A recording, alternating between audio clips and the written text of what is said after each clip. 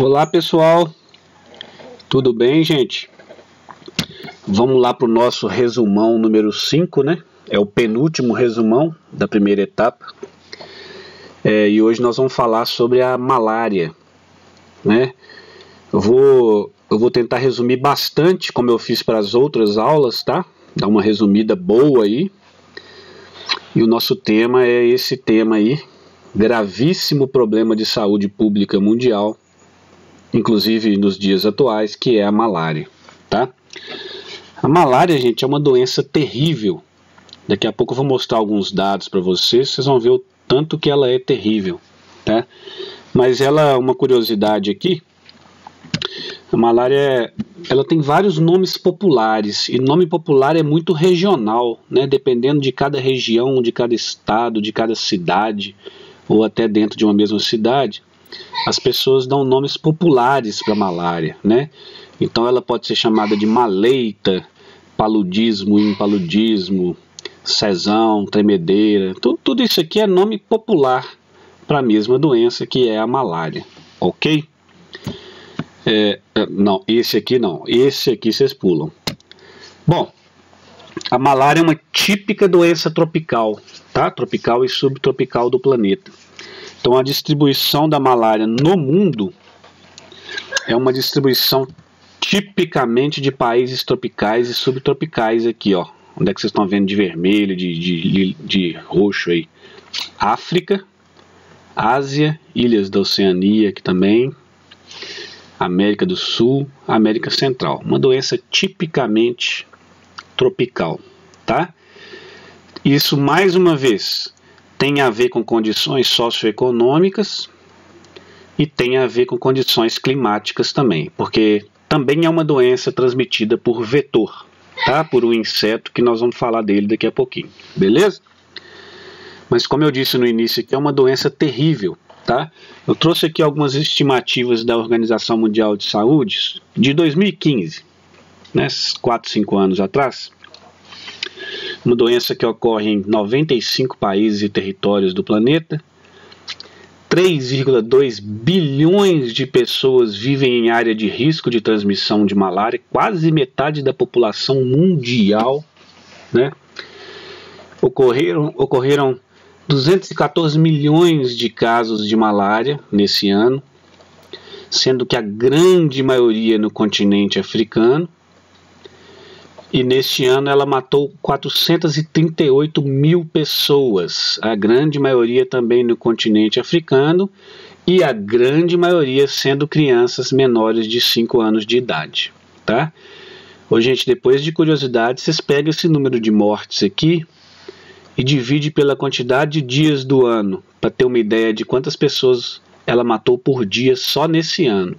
E outro detalhe, isso aqui é um cenário melhorado em relação a anos anteriores, ok? A malária, anos anteriores, ela matava mais de 1 milhão de pessoas por ano, tá? Então era uma doença terrível mesmo, muito frequente e muito terrível, ok? No Brasil, nós temos áreas endêmicas, né, de transmissão de malária, especialmente nessa região que nós chamamos de Amazônia Legal. Todos esses estados aqui da região norte e também centro-oeste aqui com Mato Grosso, né? Ela chega aqui ao Maranhão também, tá? Então a área endêmica para malária no Brasil é a região da Amazônia Legal. Mais de 98, 99% dos casos da malária brasileira acontecem aqui. E é uma distribuição heterogênea, tá? Alguns lugares têm um risco maior de transmissão, outros lugares médio, outros lugares baixo risco, tá? Professor, existe malária fora dessa região aqui no Brasil? Esporadicamente, sim. Não sei se está dando para ver na tela, mas aqui, ó, de vez em quando a gente tem um surtozinho de malária no Espírito Santo, no Rio de Janeiro, Minas Gerais, São Paulo e até outras regiões, tá? Mas aqui não é mais área endêmica para malária nos dias atuais. Já foi antigamente, hoje já não é mais, mas de vez em quando acontece, né? Só no Brasil, olha o número de casos que acontece anualmente de malária, ó. 2007, mais de 400 mil casos, 2008, 300 mil, 2009, 2010, 2011, foi dando uma caída, pouco mais de 100 mil casos em 2014, 2015, 2016, deu uma aumentadinha para quase 200 mil casos em 2017, então é nessa faixa, só no Brasil, tá? Então também é bastante caso de malária, né, no nosso país, ok? E qual é o protozoário que causa a malária? Protozoários do gênero Plasmodium. Todos os protozoários que causam a malária humana ou a malária de animais, porque os animais também têm as suas próprias malárias, pertencem ao gênero Plasmodium, tá? Só que dentro desse gênero existem muitas espécies. Na verdade, provavelmente mais de 150 espécies de Plasmodium. Mas a maioria delas infectando animais exclusivamente, tá? Então, por exemplo, existe um Plasmodium que chama Plasmodium berghei, que infecta roedores, ele não causa malária no homem, tá? Existe o Plasmodium gallinaceum, também não causa doença no homem. De todas essas espécies de Plasmodium, apenas 4 provocam a malária no homem. Na verdade, são 5, mas as principais são essas 4 aqui, tá? O Plasmodium falciparum, que eu coloquei destaque aqui, porque é a espécie mais agressiva, né, a responsável principal pelos casos graves de malária e fatais de malária, tá? Ele é o mais prevalente lá no continente africano, por exemplo, mas não é o mais prevalente no Brasil. Tem o Plasmodium vivax, esse é o mais prevalente no Brasil. A gente tem falciparum no Brasil também, mas no Brasil o mais prevalente é o vivax. Mais de 80% dos casos da malária brasileira são causados pelo vivax. Ele não costuma levar a doença à gravidade, à complicação e à morte, tá? Pode até acontecer, mas normalmente não. Existe o Plasmodium malariae, também tem no Brasil, e existe o Plasmodium ovale. O Plasmodium ovale é restrito a algumas regiões africanas, tá? Não tem o ovale no Brasil. Então no Brasil são os 3 primeiros. E existe uma outra espécie de Plasmodium, que é o Plasmodium knowlesi, que tem sido incriminado como causador de infecção em humanos, mas na verdade ele é um Plasmodium que infecta animais, primatas, tá? Mas tem sido diagnosticado em seres humanos em alguns casos, tá? Mas na Ásia. O Plasmodium, ele tem várias formas evolutivas durante o ciclo biológico. Eu já falei isso na sala, né?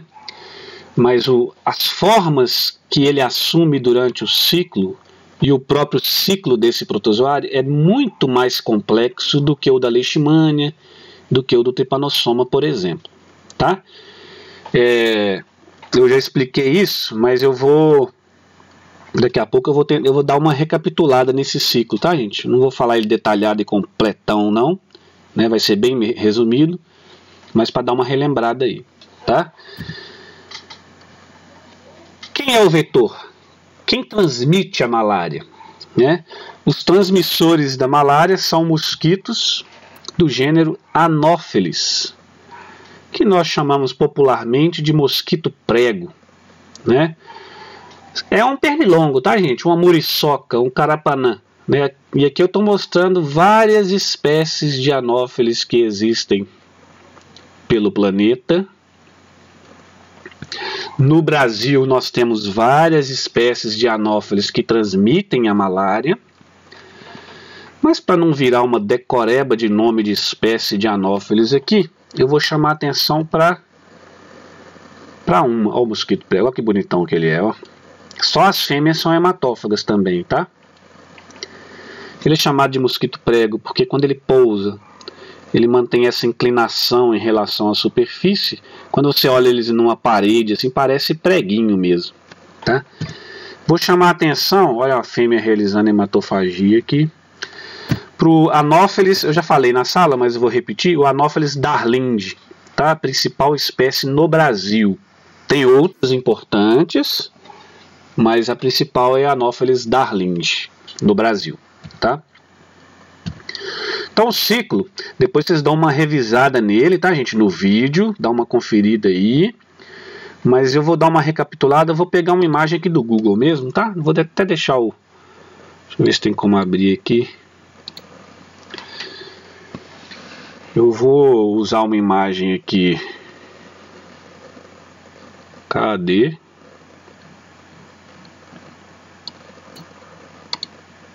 Aqui, ó.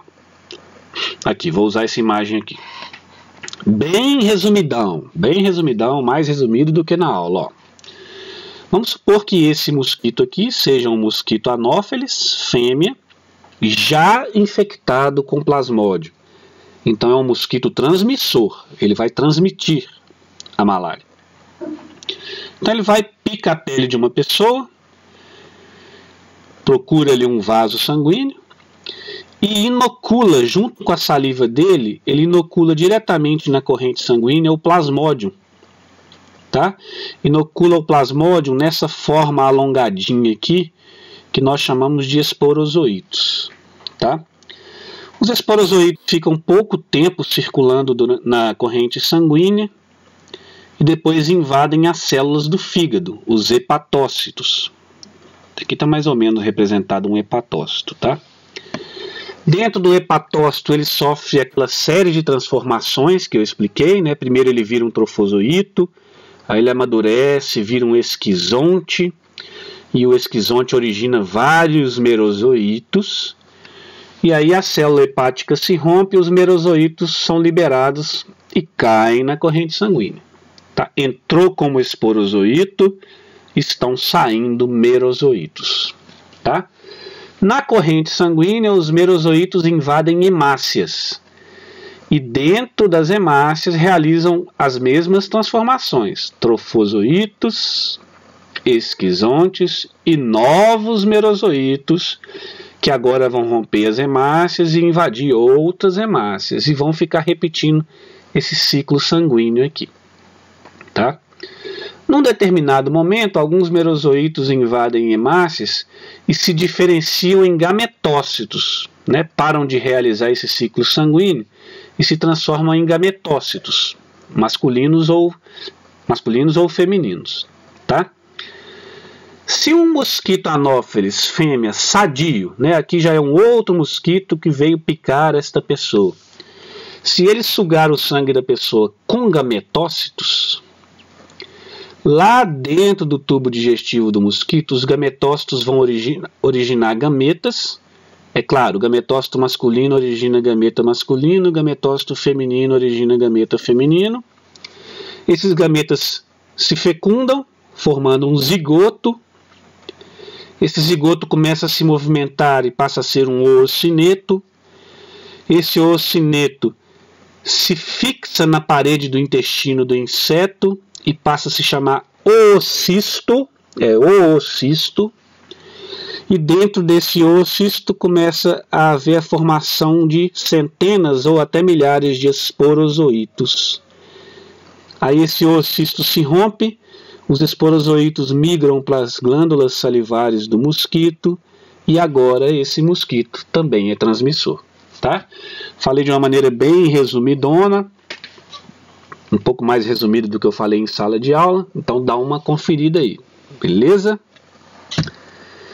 Bom, quais são os sinais e sintomas que a malária provoca?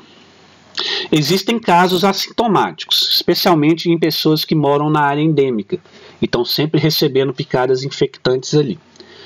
Mas as pessoas, quando manifestam a malária, e eu estou falando primeiro da malária não complicada, tá? A malária é tipicamente uma doença febril, tá? Então ela provoca febre, muitas vezes alta, tá? Com calafrios e sudorese profunda, sudorese intensa, muito suor. Eu coloquei esses três aqui mais destacados, mais escuros, porque eles constituem o que a gente chama de ataques paroxísticos da malária. Tá? O acesso malárico né, o paciente sofre alguns minutos ou horas com febre, mais com calafrios, sudorese durante bastante tempo, mas depois isso aqui tudo cessa, ele tem uma aparente melhora, mas depois de 2 ou 3 dias, dependendo da espécie de plasmódio, ele volta a ter os acessos maláricos, depois tem uma aparente melhora, e é daí que vem aquele sincronismo da malária que eu expliquei, né? Da malária terçã e da malária quartã, tá? Isso acontece no momento do rompimento de várias hemácias, por causa do ciclo, né, esquizogônico do plasmódio, e aí libertando eles para a corrente sanguínea, junto com os produtos do metabolismo dele, provoca essas reações aqui. Além disso, o paciente pode ter cefaleia, pode ter anemia de diferentes graus, hepato e esplenomegalia podem ocorrer na malária, dores musculares e dores nas articulações, náuseas, vômitos e prostração. Tudo isso pode acontecer durante uma malária, tá? E eu estou falando da não complicada. Coloquei aqui uma tabelinha, depois vocês confiram, mostrei na sala de aula, né? Na porcentagem dos sintomas que acontecem em casos de malária. Isso aqui de acordo com alguns estudos, né? Em outros estudos, essas porcentagens vão variar um pouco, beleza? Agora, se um paciente pega a malária e começa a apresentar convulsões generalizadas, por exemplo, uma anemia muito severa, hipoglicemia, né, um edema pulmonar, né, uma hipertermia, uma febre de 41 graus ou até mais, né, icterícia, isso aqui, esse achado clínico aqui, sugere um prognóstico ruim de malária, uma malária mais complicada, então merece mais atenção, tá? Malária complicada provavelmente está sendo provocada pelo Plasmodium falciparum, tá? A malária não complicada pode ser provocada pelo Vivax, pelo falciparum ou pelo malária, se for no Brasil. Mas se ela complicar, provavelmente é o falciparum. Tem que ser confirmado um diagnóstico, mas provavelmente é o falciparum. Beleza? Inclusive as mortes são causadas por o que nós chamamos de malária cerebral, né? As principais mortes são por motivos cerebrais, insuficiência renal aguda e edema pulmonar, tá? O diagnóstico da malária, gente, o diagnóstico parasitológico da malária, ele é o rotineiro nas áreas endêmicas, tá? É aquela história de fazer uma perfuraçãozinha com uma lanceta no dedo do paciente e montar uma lâmina para fazer um esfregaço sanguíneo ou uma gota espessa, observar no microscópio a presença do parasita dentro das hemácias. Na nossa aula prática, agora eu não estou lembrando se a gente já viu a malária na aula prática, tá? Ou se a gente ainda vai ver. É muito fácil identificar, tá? Que a gente, principalmente no esfregaço sanguíneo, a gente vê as hemácias inteiras ainda. Então, se tiver uma hemácia infectada, a gente vê o trofozoito lá dentro dela, né, o formato do anelzinho, tá? Às vezes a gente encontra um esquizonte dentro dela, né, o núcleo já todo divididinho, dá para ver bem nitidamente, tá? Mas o método de padrão ouro para diagnóstico da malária na área endêmica é o da gota espessa, tá? Ele é mais sensível, ele concentra o sangue numa área menor, mais sangue numa área menor. Então a gente consegue detectar parasitemias um pouco menores, tá? É claro que existe sorologia para malária, existe a imunofluorescência indireta para malária, existe ELISA para malária, e eles são bastante utilizados também, tá? Existem testes moleculares, existe PCR para malária, eu até comentei na sala, né? Durante o meu mestrado eu trabalhei com PCR de malária. Existem testes rápidos, né, imunocromatografia, tá? Do mesmo jeito que existe aquela fitinha de teste para leishmaniose, por exemplo, tudo isso existe também para malária. O tratamento, como eu disse para vocês, ele depende de várias circunstâncias. E são vários medicamentos, né? Até coloquei aí no portal um guia do Ministério da Saúde só sobre o tratamento da malária, né? Mas basicamente ele depende da idade do paciente e da origem do paciente. Idade, origem, ocupação, né? Da gravidade do prognóstico, de exposição anterior ou primo-infecção, né? Depende da espécie de plasmódium que está provocando aquela doença naquele paciente, porque algumas têm resistência a alguns medicamentos. Então tudo isso tem que ser levado em consideração antes de se escolher o medicamento para ser usado naquele paciente, tá? Então, o que eu vou mostrar de medicamento, como eu falei na sala, é muito resumido, tá? Eu dei uma simplificada monstruosa aqui, né? Mas aqui estão alguns deles, ó, né? Artemeter mais lumefantrina para casos de malária pelo falciparum não complicada. Artesunato com clindamicina. Clindamicina é um antibiótico, né? Em casos de malária por falciparum complicada. Cloroquina mais primaquina, né? Infecções por Plasmodium vivax. Mas, como eu disse, tem várias outras drogas. Tem quinina, né? Ou quinino. Tem doxiciclina, que é outro antibiótico também. Tem mefloquina. Tem muita coisa, tá? Esses aqui, ó, Artemeter e Artesunato, eles são derivados de uma planta, tá? Da Artemisia, Artemisina. E quais são as medidas de profilaxia? Doença de transmissão vetorial. Tá? Como é que a gente pode pensar em medidas de profilaxia? A gente pode pensar em medidas individuais, né? Uso de repelente, de tela, de mosquiteiro, evitar a exposição nos horários de hematofagia do mosquito, uso de roupa comprida. É muito parecido com as medidas que a gente falou lá na aula da leishmaniose, né? Diagnóstico precoce, tratamento, mesma coisa. E se a gente for pensar coletivamente, eliminação dos criadouros de anófilis, criadouros, né? Locais onde eles podem se reproduzir, coleções de água, né? Represa, lago, lagoa, córrego, tá? E o controle químico com inseticida, dependendo da região, dependendo do caso, tá? Deixa eu voltar um slide aqui, gente, rapidinho, só para vocês lembrarem daquela quimioprofilaxia, né, que eu expliquei na sala. Não é vacina, tá? Não existe uma vacina para malária, tá? E a quimioprofilaxia é de uso restritíssimo. Dá uma lida nisso aí, que a gente comentou bastante sobre isso na aula completa, né, na sala de aula, tá? Então fica aí a reflexão. Como você, como biólogo, pode ajudar, como você, como enfermeiro, pode ajudar. Se tiver alguém de outros cursos da área de saúde, também pode refletir, beleza? Bom, pessoal, então esse aqui foi um resumo super ultra resumido de uma aula que já era resumida, né? Sobre malária, a aula 5. Só falta eu gravar a 6ª agora, que é sobre toxoplasmose, tá? Vou gravar de toxoplasmose e deixo lá no portal para vocês. Um grande abraço para todo mundo. Assistam o vídeo do Drauzio Varela que eu coloquei lá também no portal. E até o próximo.